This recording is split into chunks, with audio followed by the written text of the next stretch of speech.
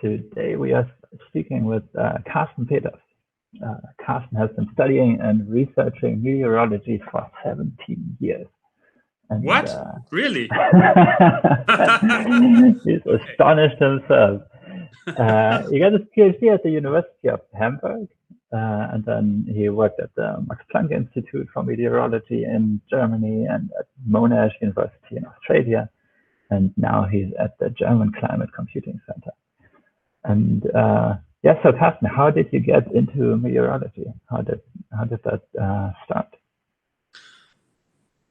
So actually, how did it start? That's a good one. So it actually began in school. So in high school, we had this kind of orientation day at some point. And we had advisors from the universities or from the German work the administration, what's it called? Arbeitsamt. The advisors who actually tell you in school what are your skills, what are your interests, and depending on those, they tell you what you should maybe study or not study or do something else. So actually, I discussed and I said, well, actually, I like physics, I like a bit of math, and I like geography. And then this, I think it was a woman, and she said, well, actually, why don't you study something like oceanography or meteorology? At that point, I think I was 17 or 18. So I was like, actually, the 1 to 2 years until the end of school. And somehow that stuck with me. And I actually applied to study meteorology in Hamburg, and I got the place and I studied meteorology, and it was very interesting. And that's where I started. And that was actually in 2003. Yeah, yes, 17 years. You're right. Yeah. I did my research. Yeah. Cool. And so now you're working at this German Climate Computing Center. So can you tell me a bit what this Climate Computing Center is all about? So first a bit of actually how I got there. So after doing my studies, I did my PhD at Max Planck Institute, and then I went to Australia, got back, and then at some point I got this opportunity to apply for a job in data management at the German Climate Computing Center, or as we call it, the DKRZ. In order to support climate scientists and meteorologists in Germany specifically with the IT power which they need to do their everyday work. So the DKIZ is about a big, large supercomputer. I think we are still in the top, I think actually 80 in the world or so at the moment, although the machine is about 6 years old.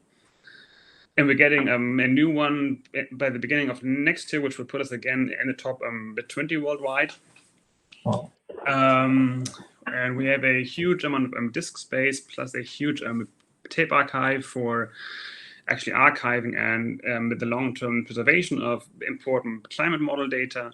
So actually we have data sets which go back over 30 years, and they're still usable. So, in short words, without us, the German climate science community would not be able to perform the work it's doing at the moment. So it would not be at the forefront of actually global climate science and meteorology.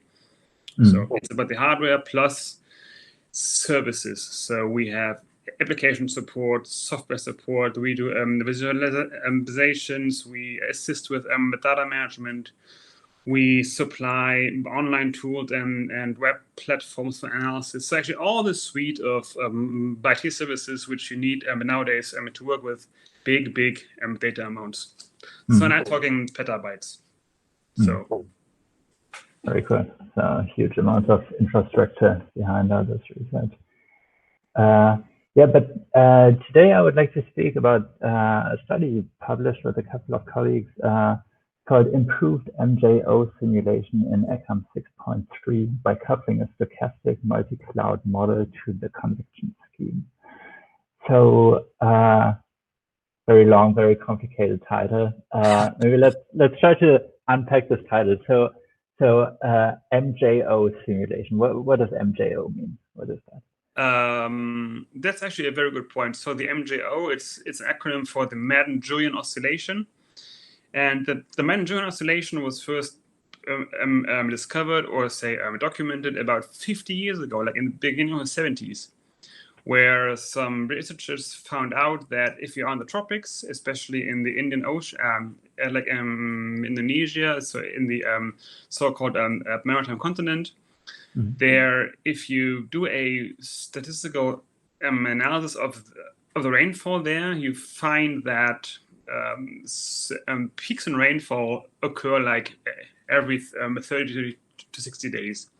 So they come again and they repeat like on a week-to-week basis, like it's called intra-seasonal. So they come back within a season of time. So yeah, from week to week. And they found that this thing seems to be there and it's in the data. And they called it the Man Joint Oscillation because the authors were called actually Madden and Julian by last name. So it's a naming of the authors who found it. It's a bit like in the biology, if you discover like a new species, you get to name it, kind of like that. And it's since been a very, very hot topic in the climate sciences because actually no one really knows and has till now not really understood actually why it occurs and what are the ingredients which lead to it occurring. But we know that, and that's why it's so important, if you have these active rainfall phases in the MJO, the signal of the feature can be seen around the globe. So it traveled in eastward direction around the entire globe and influences global climate. So if you have, for example, a very strong, say, positive rainfall, so if you have a lot of rainfall in the maritime continent and it goes actually eastward, you can see these so-called teleconnections in the mid-latitudes a few weeks later. And it can actually be traced back to the MJO. And that's why it's so interesting. And it would be very nice if we could understand actually why it happens, what exactly are the ingredients. But astonishingly, despite 50 years of research going into it, we still don't exactly know why it happened and it can't be really predicted. Well, it can be predicted if it's there, but the onset is very hard to determine. As well, in the tropics, there's a conglomerate of, say, wavy-like features. So there's these so-called convectively coupled waves. So, for example, if you have a thunderstorm in the tropics, it bubbles up very quickly, and you have like this big amount of air which comes up in the atmosphere, and it kind of bumps away the air masses in the atmosphere. And it's a bit like if you throw a rock inside a lake, you get these kind of actually waves which then propagate away from the thunderstorm. And these can then actually lead to convectively coupled waves, which can travel actually westward and eastward. And that's where it begins to become interesting because climate science, it's a lot of math, a lot of physics, fluid dynamics. There are Kelvin waves, there are Rossby waves, there are gravity waves, and there's the MJO. So it's a big zoo of things. It's crazy. So if you don't, yeah. So I mean, that's why it's so difficult to actually disentangle all the effects because everything, especially in the globe, it's a complex system, and everything feeds back on each other, and it's very hard to disentangle actually all the effects feeding back on each other. So, but that's why it's so hard to describe and understand. Yeah, so I was wondering about one of these effects influencing each other. Do you think that there is any connection between the MJO and climate change and global warming, or is that just on totally different time scales, and so there's not really any? It's of course totally different time scales, but I mean, yeah, the MJO occurs, as I said, like on a 30-ish to 60-ish day basis. Of course, climate change happens on scales of decades to centuries to millennia. However, what we do know, and what's very uncertain, is that if the atmosphere actually warms up, it can take up a lot more water vapor. So the atmosphere gets much moister, which means that if you have a thunderstorm or some kind of a cloud, it may actually rain more than if the atmosphere was on average a bit colder. So convection also, since the water vapor in the atmosphere is kind of the fuel for convection. The moister it is, the stronger a thunderstorm gets, right? Because the water contains a lot of energy in form of latent heat. So if the atmosphere is much moister, the thunderstorm becomes stronger, which means there's a lot more vertical heat transport in the atmosphere, which then may, of course, feed back on the MJO or on many other phenomena. So I'm not aware of studies who study the impact of global warming on the MJO, or, well, probably there have been some, but I'm just not aware of them. But there could, of course, be some influence, yes. So if you were to compare like how well the different phenomena are understood by science today, like the MJO and global warming, like where would you put both of them on a scale from 0, we know nothing about it, we just found out that it even exists, and 10, we can completely stop doing research about it because everything is known? Is that a valid question? I don't even know. But I'm really curious. Like just your gut feeling. My gut feeling is that so well informed. We are still. The gut feeling is that in terms of, I mean, it's in the community. It's by now commonly accepted that although we've spent decades of actually working on climate change and building our global models on how to predict the global warming, or depending on the amount of greenhouse gases in the atmosphere, what would the warming be, etc., etc.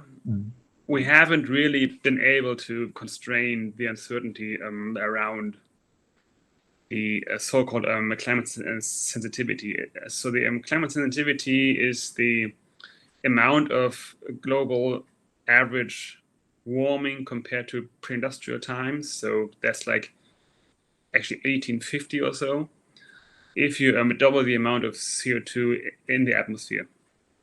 So, and this number has ranged on the order of, I think, 2.5 to 3 or so degrees Celsius for a doubling of CO2 plus minus 1.5 degrees about. So, and that number's been there for the past 40 years, despite the models getting ever better and ever increasingly complex and all these kind of things. We know a lot more about the processes which lead to the warming, but we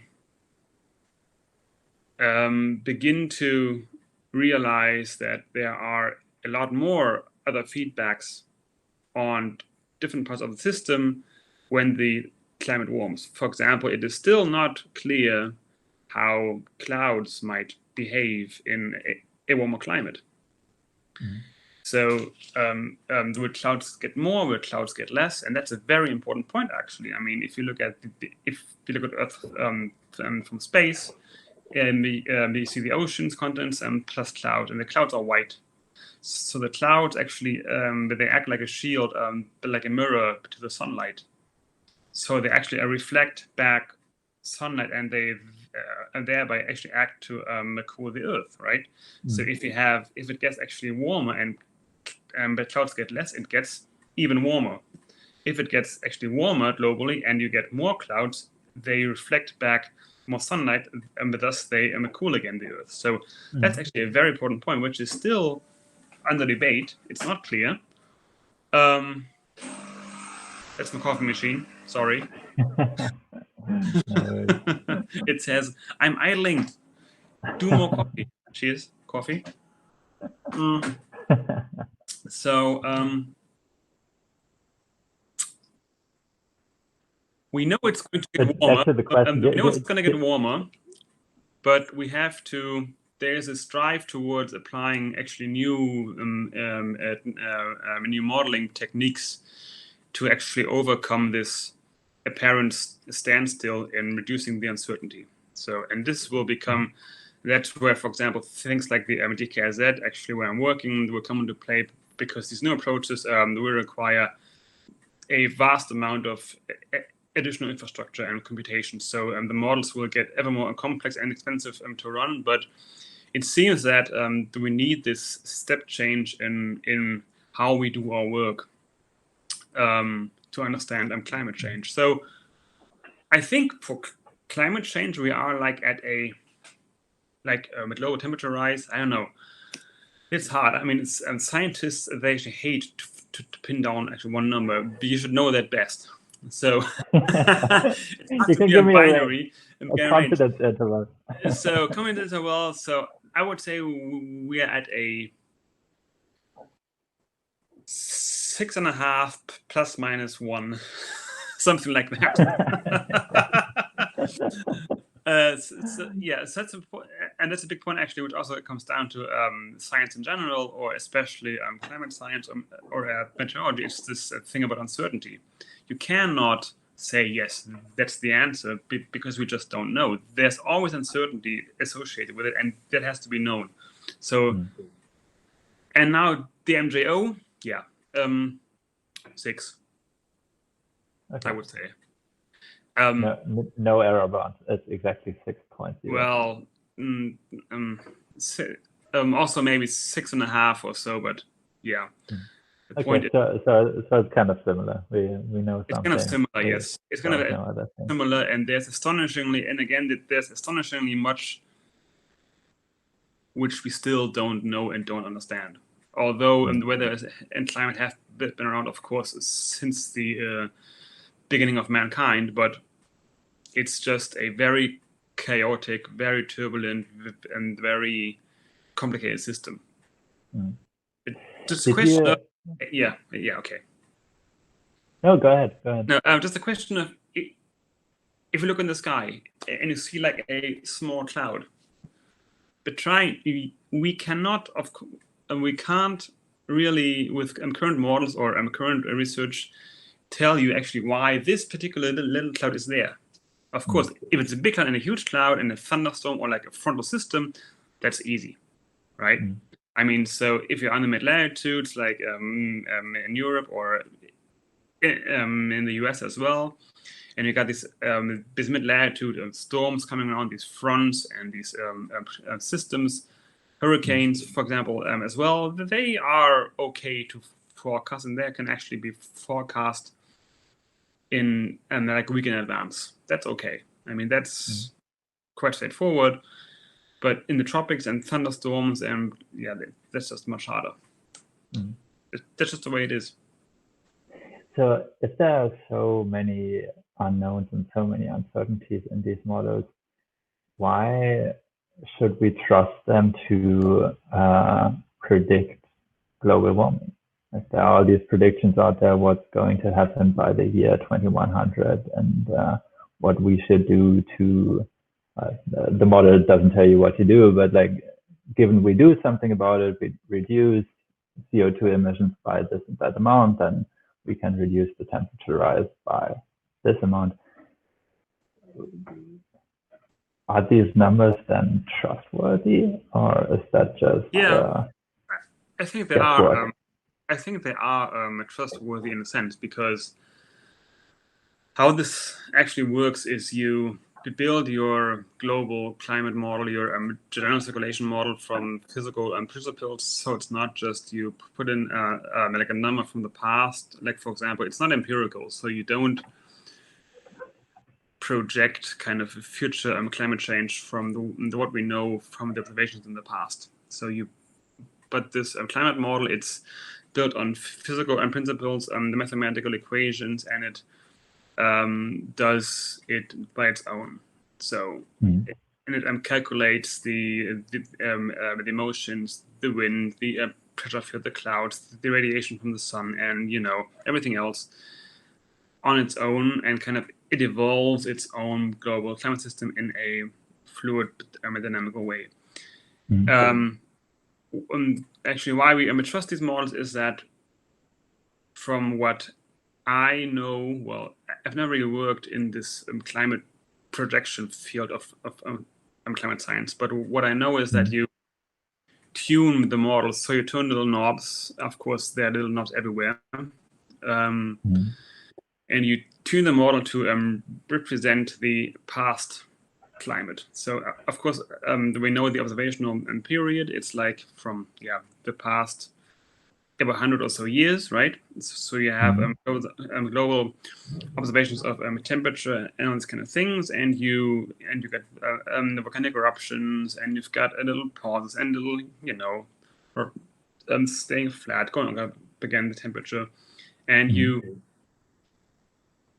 build the model in such a way that it represents the past evolution of global climate over the past or so 100 years, and then what you assume is that if it actually can reproduce the climate of the past 100 years, it's trustworthy to also, given some certain constraint, for example, a rising amount of greenhouse gas concentrations, that it can also predict the future. Or if the model can reproduce the climate of the past, it's expected to reproduce or to project a future scenario of the Earth's climate, as we call it, given, say, a certain amount of greenhouse gas concentrations. And the point is, you do a lot of simulations. So if you look at these, reports of the IPCC, so of the Intergovernmental Panel on Climate Change, and you got the numbers in there, these numbers stem from many, many, many models. So there are these big climate models. They are run in many countries in the world. So Germany, France, the UK, China, Australia, the United States, as a couple of them as well. You name it, Russia, India, all these big, Japan, just name it. But they all have their own actually models which they've built on first principles, which are all different.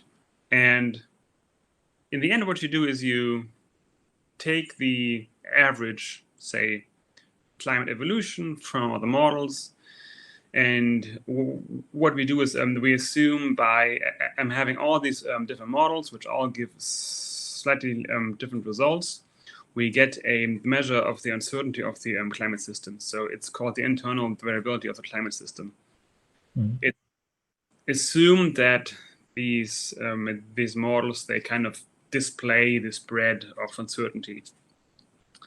And that's how these numbers come about. So, and if you look at the first predictions of, say, climate change, going back to the 90s, which actually would not have been possible without the DKZ. So actually, DKZ has been around since the beginning of the 90s, and that, of course, there was a far before my time, but during those times, they actually contributed with a huge computer to some of the very first global climate reports.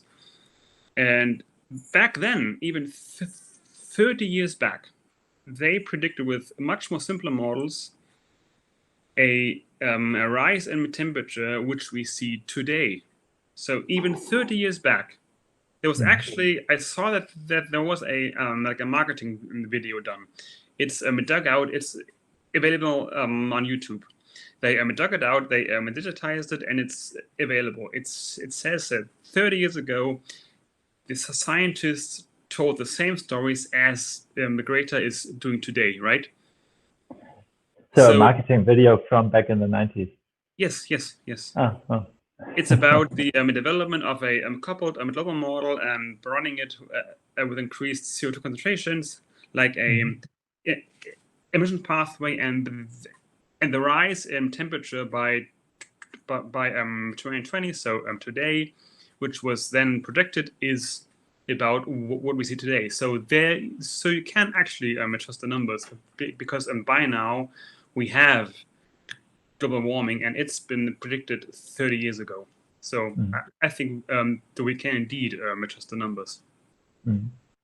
Yeah, going back to this question of climate sensitivity, did you read this recent report that Jen Stevens actually co-authored, the head of the Max Planck Institute? Yeah. I read about that in Science, that they managed to actually narrow down this uncertainty on the climate sensitivity quite a bit. So after decades of nothing happening in that area, the better and better models coming up with the same range, basically. Now they seem to have figured out a couple of things, how to actually reduce that uncertainty and rule out these, especially these extremely low warming cases. So these very optimistic cases, they are not in line with what they have found out. Do you hear about that report? I think I've heard of it because was it co-authored also by Thorsten Mauritsen?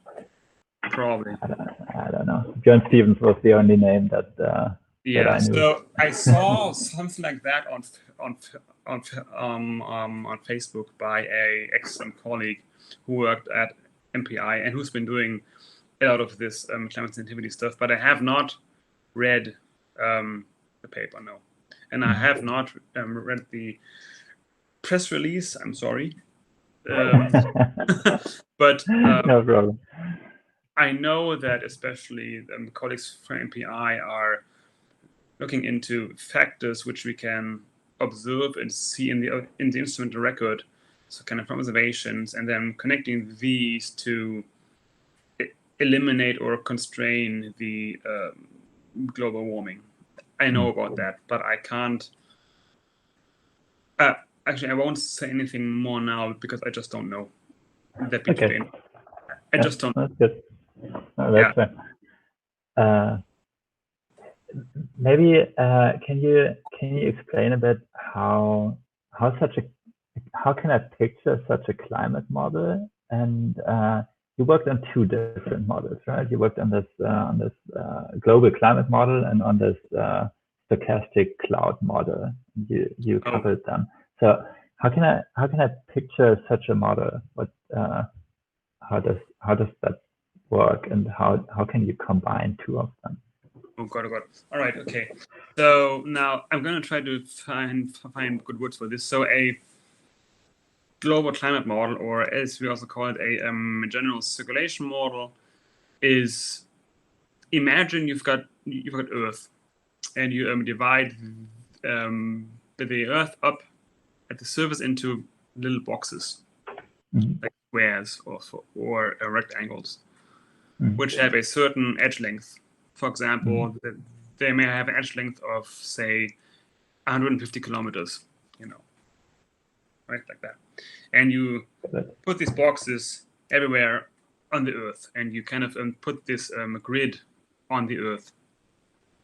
Plus, that's just one layer at the surface. Of course, the atmosphere is a volume, and you stack these little squares on top of each other, like layers, like an onion. So in the end, your climate model describes the atmospheric wind and the motions and the temperature in like this actually layered envelope around the Earth. And for each box, or for each of these edges of the box, you compute pressure, temperature, humidity, wind, and these kind of things, which is all done by from physical laws of motion plus thermodynamics. So it's all kind of based on physical first principles. Now the point is, you've got these values: temperature, wind, etc. pp. in these boxes, and you've got actually one value per box. And this boxes, I told you, has an edge length of like 150 kilometers. So that'd be like you've got actually one value spanning from what? San Francisco all the way to, I don't know. Just picture it. It's 150 kilometers from San Francisco. Which is actually, maybe, I don't know. Santa Cruz. Yeah, for example. So there's actually one value of temperature and wind and so from San Francisco to Santa Cruz. Of course, that's a bit, unrealistic. And of course, if you imagine the clouds, there are going to be a lot of clouds in between San Francisco and Santa Cruz. Now sometimes it's just one big cloud. In the end, it's just one big cloud, but that's when this thing called the parameterization comes into play. So parameterization is it's a model in the model. So you've got this big climate model with these boxes, and then you put little models inside each of these little boxes, which are called the parameterization, which represent the effect of these so-called subgrid scale processes. So processes which happen on spatial scale which is smaller than the grid box. For example, thunderstorms, clouds, orography, these kind of things. And you try to predict or actually model how these subgrid scale processes occur given the state of this one value of the box and how these effects on the subgrid scale feed back on the whole system. So, and that's where things like this stochastic cloud model come into play. So the stochastic multi-cloud model, which I implemented in the big model, is a little stochastic and mathematical actually model with some physical insight to produce convective clouds given the environment.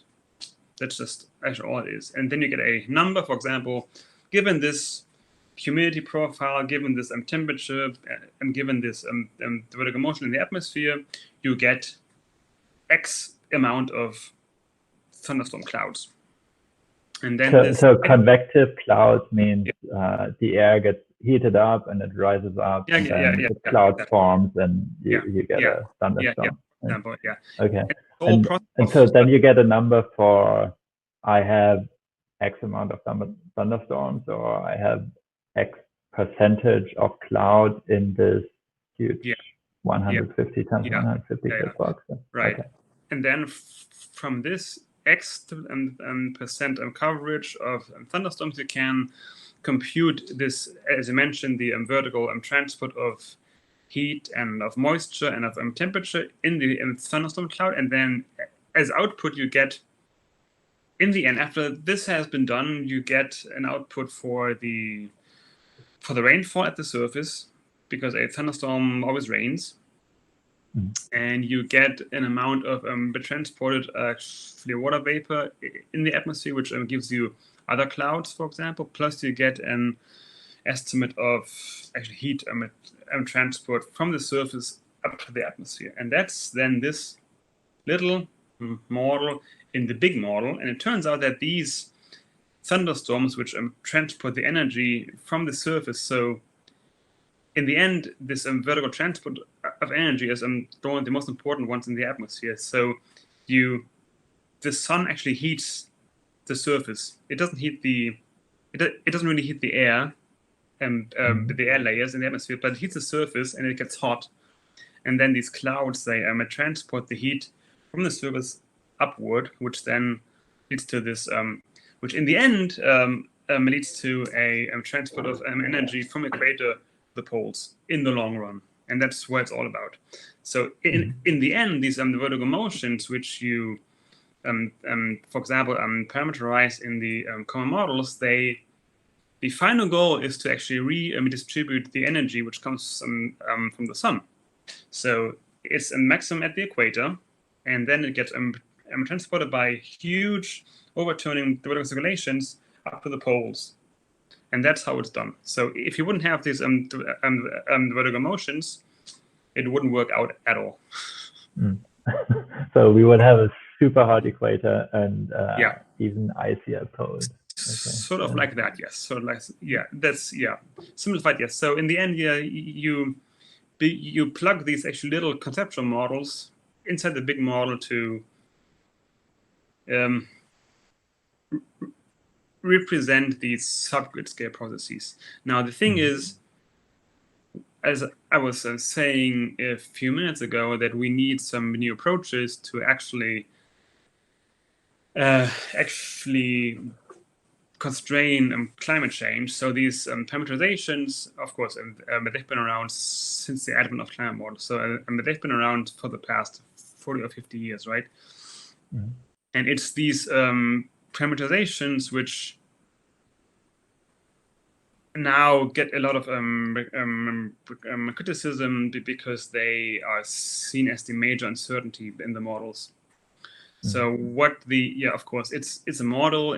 Of course, a model is a model, and a model always has uncertainty, and the fundamental equations of the model. So that's equation of motion, equation of thermodynamics. They are just based on proper physics. So the point is, the plan is to reduce the grid spacing of global models by like a factor of 100. So the big plan is to run global climate coupled models. So a coupled model is a model which runs with inductive ocean. So that's a bit more complicated then as well. To span the Earth with a global nest on the order of 2 kilometers instead of 100.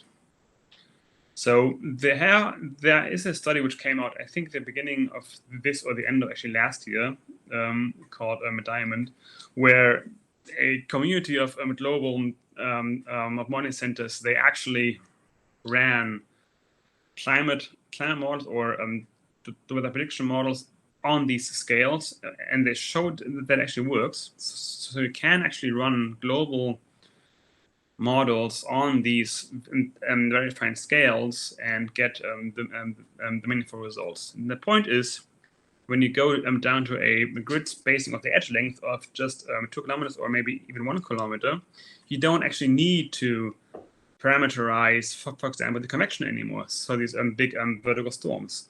So because one storm is about 1 kilometer wide. Yes, right. Yeah. Okay. Exactly. Because the process becomes about the size of your grid cell, right?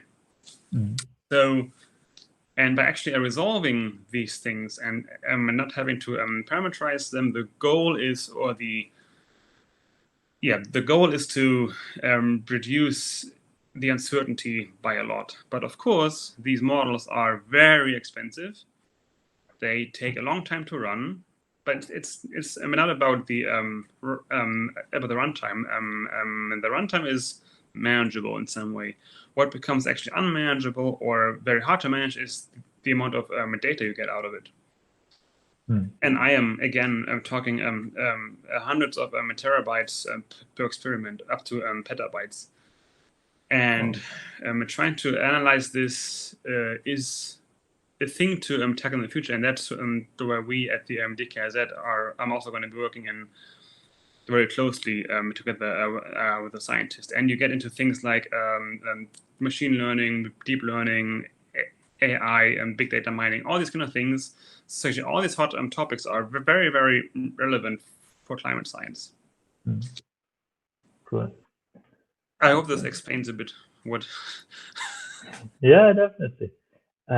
But going back to your paper, so you took in this global model, this ECAM 6.3, there was already some kind of parameterization for the convection, right? And you took that out and you replaced that with a different one. And what was better about this different scheme that you used?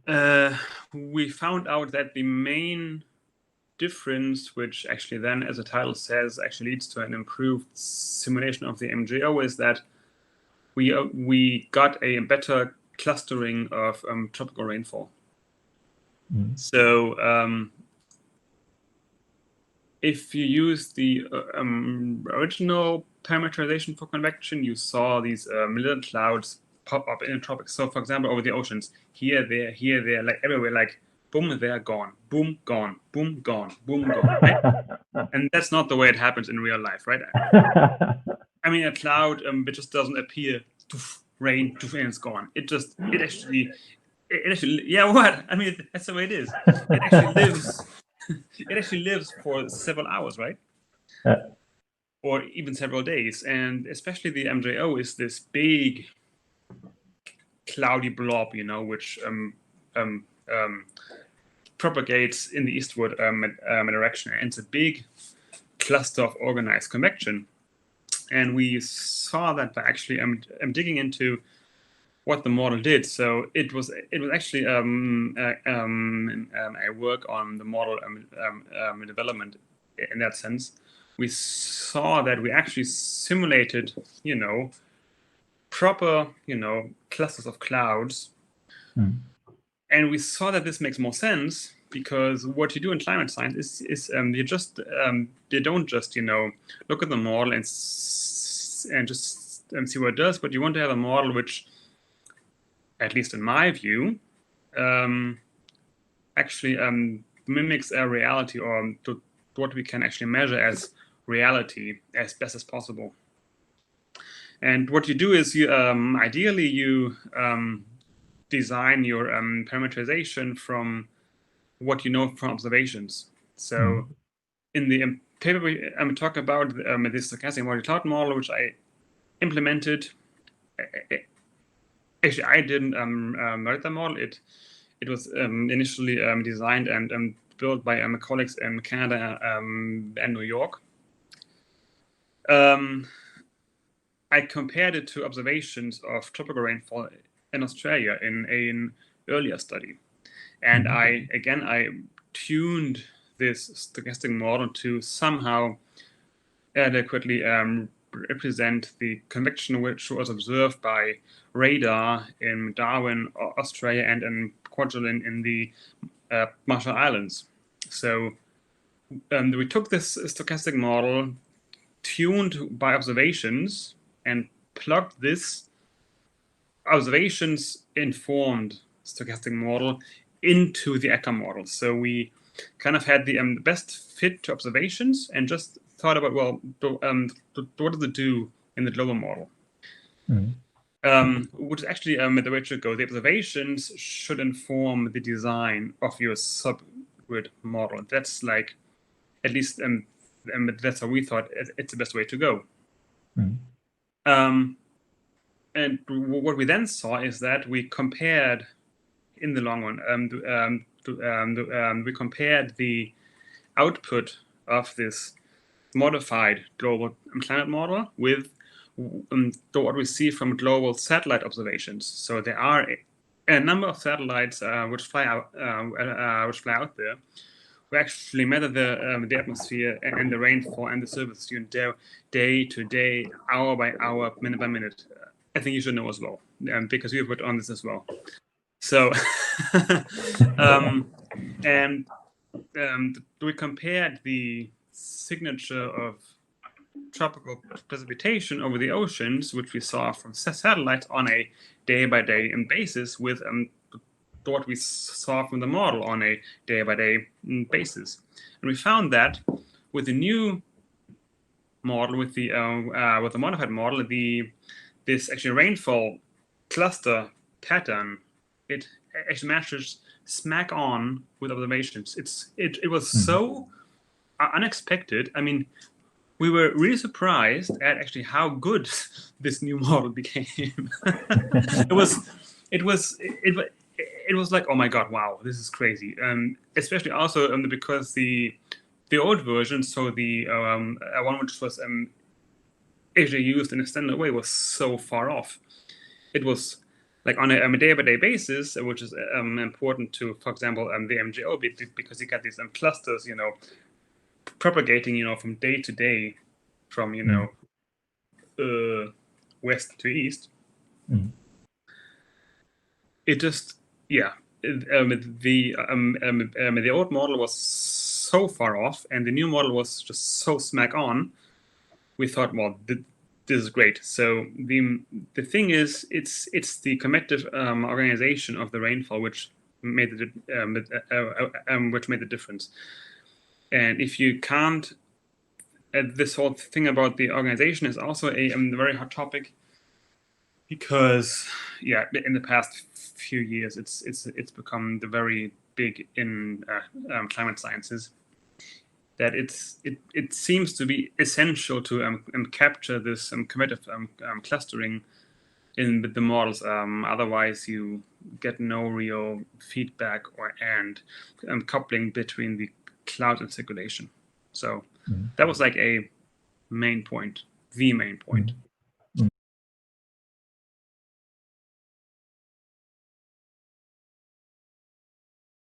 Yeah, so I think you also talked about the time step size in this model. I think you had a 6-hour time step size, right? No. No? What was the time step size? The time step is, I think, 15 minutes or. Oh, okay. Oh, that's right. Or no, 7.5 minutes. Actually, just imagine you get the whole Earth covered in this actually onion-like layer of boxes, right? And you compute the state of the atmosphere at every box, at every edge, at every corner, at every 7.5 minutes for 30 or so years. I can't do the math in my head now, but it's actually millions of operations per time step. So yeah. Yeah. But if you have these huge grid boxes of 150 kilometers, isn't then 7.5 minutes like an extremely short time compared to these huge things? Or am I just so I don't drawing know conclusions from my work in oceanography that doesn't No. make sense in the atmosphere? I don't know if you know, but there's this thing called the Courant-Friedrich-Levy criterium, the CCFR criterium. And it says that you can't pick a time step smaller than the time it would take a sound wave to travel the entire grid box. So you have to kind of, if you take a time step, because I mean, in the model you also have sound waves. Now it becomes complicated. But it's so it is. and these sound waves, of course, they travel at at Mach 1, which is like 300 and something meter per second or so, I think. And if you do the math, I think how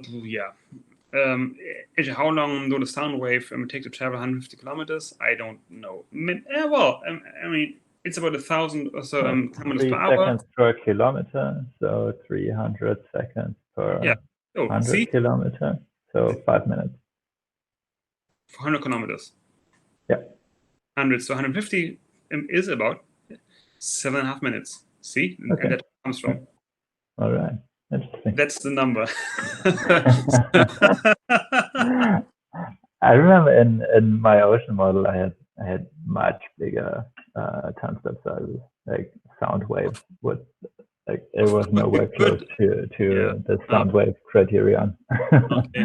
Of course, you can take longer time steps if you don't have I mean, there's like you can have climate models of various complexity, right?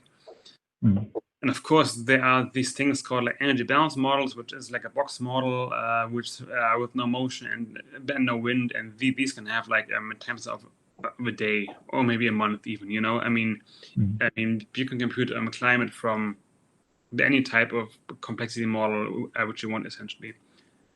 But coming back to the time step, if you imagine a global model with a bigger spacing of 2 kilometers, what's your time step? That's like 5 seconds. Yeah. Yeah, and that's where it gets expensive. Yeah. Okay, but so your cloud model and the global model work really well. Now, are people going to keep using your setup then for the future studies, like for the future IPCC projections, for example? Or what is the process to get into this main global model? Now, yeah, the thing was, so I can tell you at Max Planck, actually, no, they will not do it, because actually my study was like a conceptual first try, right? So it was when my job was done there, and I completed this kind of work. I was working in a different field, and I couldn't do it any further. The point is, the solution we got in the ECHA model is that, of course, we got the better MJO and we got the better combative organization, but some other part of the climate system, they didn't get better, or they even got worse. So the point is, just to make the point here, as a scientist, you always work on a small part of the puzzle, and you contribute by actually your work in this way. In this context, the work on this stochastic model in ECHAM, you provide one little piece of the puzzle, and in the end, everything has to work together. And I just couldn't, or actually we just couldn't continue the work on implementing this model actually much further. There was actually a much more ongoing, much more work ongoing in Australia by a colleague. Unfortunately, he had a fatal accident and couldn't continue. Well, yeah. So, but this work kind of came to a standstill. But I can say is that some colleagues in China are actually using this setup, which actually I designed in their version of the CM6 model of the Nanjing University's climate model. So how it works is that this colleague from China, he wrote me an email, said, "Hey, I saw this paper. It's interesting. Can you help me? Or can I actually use your code to do it in my model?" And then I talked to the designers of the model, this stochastic model, plus my former boss. And they said, yeah. And so then these colleagues from China, they implemented it into their model. And I think it actually now runs quasi-operationally in the Chinese model. Nice. So in some way, it's a legacy. Very good. So yeah, and yeah, these what I want to say is that in order, if you do model development, for example, if you change a little small part in your big model, right, and you think it's a cool idea and it's great, it still has to actually work together with all the other parts of the model, and actually only if the so-called skill gets better in the end, then your change is going to be incorporated into the model. So who decides that? Who gets to call the shots? Like what improvement makes it into the main development line of the model? What pull request gets merged? I think for climate models, it's the head of modeling of department. They compare the model to observation. So as I said, they compare it to the past record. So the observed climate over the past 100 or so years, right? Or maybe even 30 years. Of course, it's not perfect, and if the comparison to this observational data gets actually worse, then you're out. Actually, or you have to tweak it a bit or tune it a bit.